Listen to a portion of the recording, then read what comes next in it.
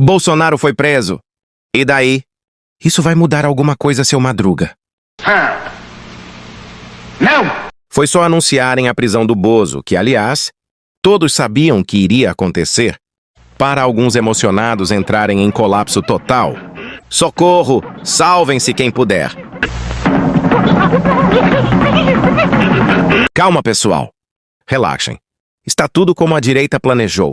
Conceito de estratégia, em grego, estratégia, em espanhol, estratégia. É óbvio que um sentimento de frustração e tristeza é comum.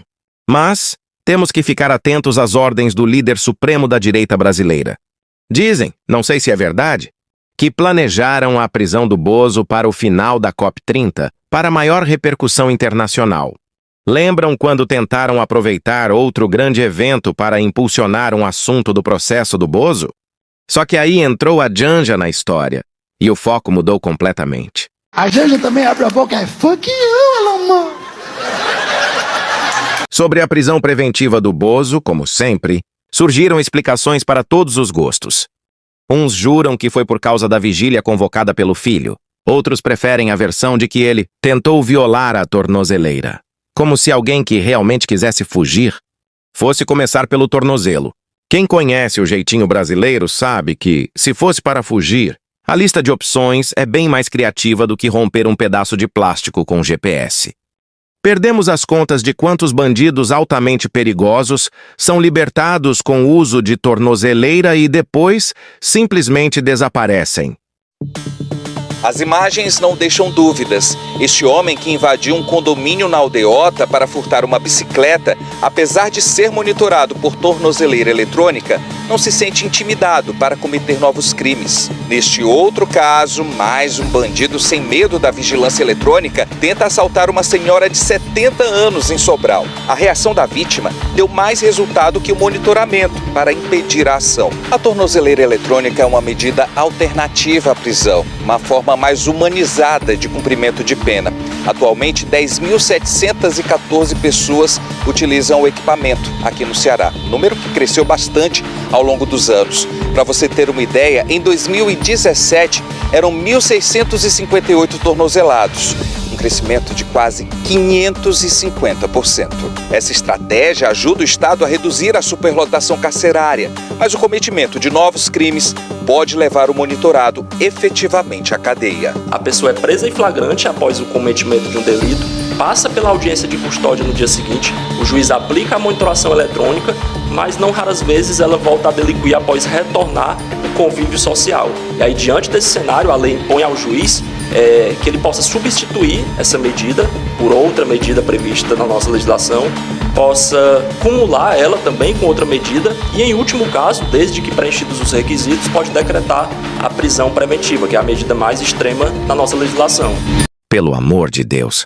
Até pouco tempo, o Lula buscou uma condenada em um avião da FAB em outro país. Se o Bozo quisesse fugir, já teria feito há muito tempo. A tornozeleira do Bozo estava danificada, mas eles só descobriram depois que ele foi preso.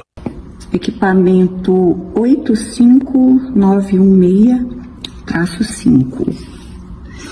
O Bozo, talvez, estivesse na paranoia achando que tinha escuta dentro da tornozeleira.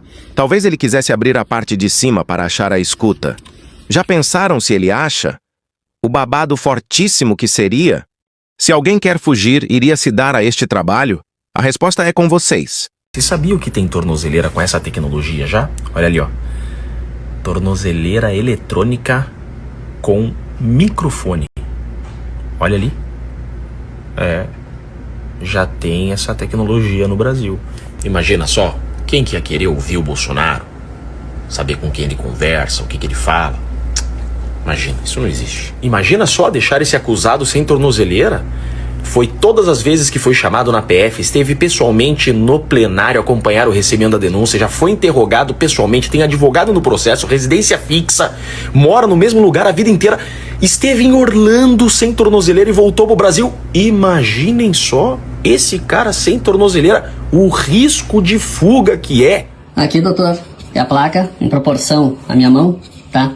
Isso aqui a gente achou dentro de uma tornozeleira. Na placa a gente vê que tem um micro SD, que vai nesse slot, E esse slot maior vai um cartão GSM, tá? Que é esse de celular. E aqui é um microfone. Isso aqui é um microfone. Beleza? Não tô insinuando nada, que fique bem claro. Usou alguma coisa para queimar isso aqui? Meu tio ferro quente aí. Ferro quente? Curiosidade. Que ferro foi? Ferro de passar? Não, ferro de solda. Ferro de solda, aquele que tem uma ponta? Tá certo. O senhor tentou puxar a pulseira também? Não. Não? Não rompi a pulseira, não. Tranquilo. Tá. Percebam que a policial fala. A correia está intacta. Pulseira aparentemente intacta, mas o case violado. Tá certo. Essa tampa chegou a soltar ou não? Não.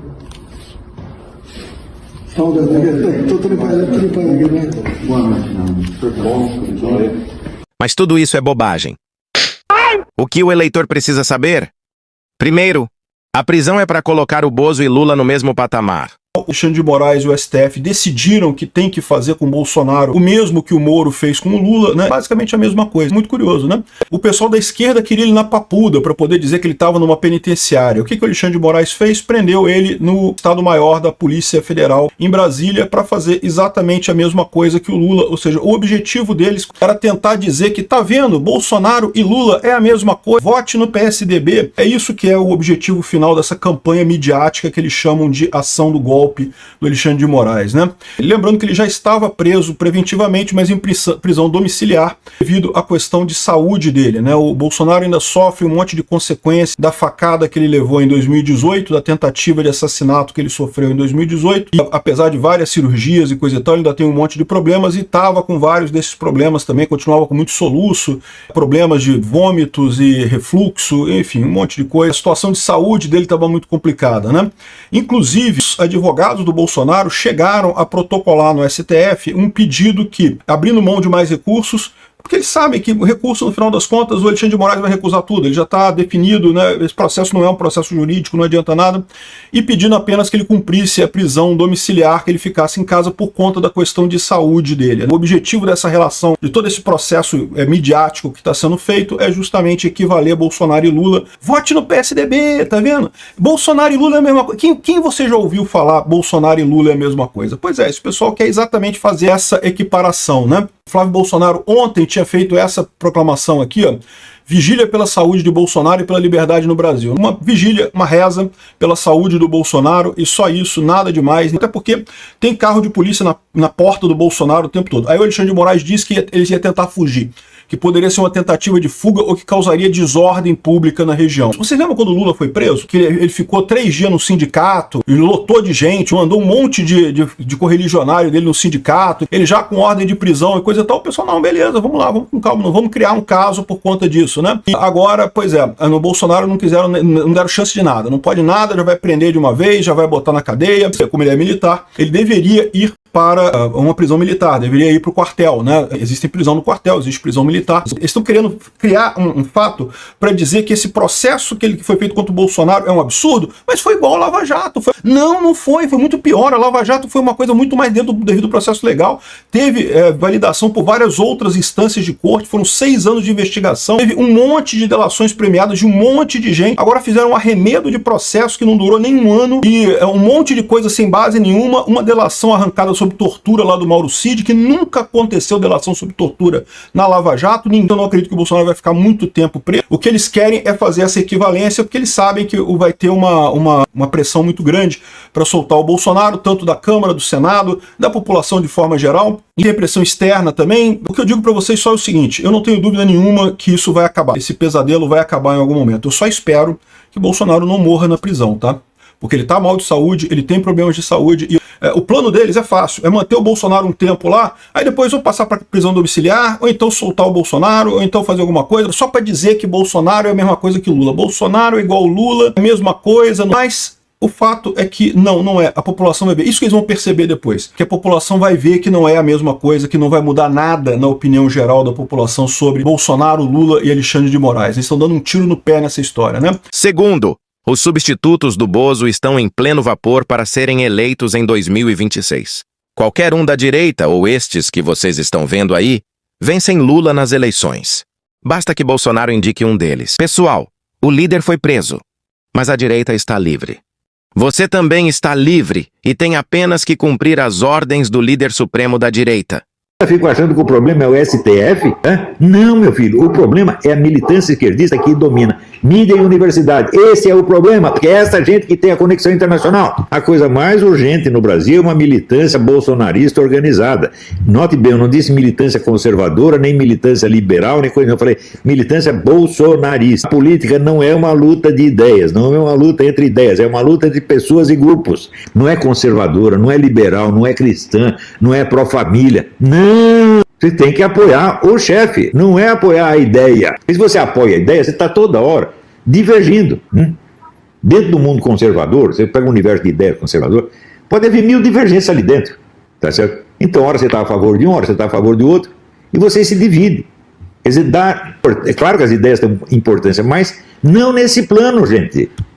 Você vê o número de camaradas que subiu na vida junto com o Bolsonaro, graças ao Bolsonaro, graças ao prestígio do Bolsonaro, no dia seguinte viraram casaca. Chega de militância conservadora, chega de militância pró-família ou pró não sei o quê. Assim, tem que ser militância pró-Bolsonaro, tem que apoiar o cara até o fim. Custou muito para você botar um conservador na presidência do Brasil. Custou mais de 60 anos de esforço. Durante 60 anos, o ponto de vista conservador cristão foi excluído, quase proibido. Então, o que tem de fazer agora não é ficar cobrando o Bolsonaro porque ele faça isso, mais aquilo outro. Não, você tem que se organizar para apoiá-lo, meu Deus do céu. Não é o que ele pode fazer por você, é o que você pode fazer por ele. Não interessa onde eu esteja. Não interessa a covardia que porventura façam comigo.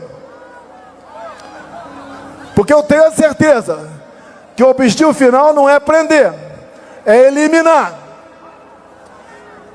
Logicamente não quero ser preso e nem morto, mas não posso fugir da minha responsabilidade, não posso fugir da verdade, não posso fugir da minha palavra para com vocês. E digo, estaria muito bem se estivesse do outro lado, mas não estou. Estou do lado de Deus, pátria, família e liberdade. Se vocês me derem, por ocasião das eleições do ano que vem, 50% da Câmara e 50% do Senado, eu mudo o destino do Brasil.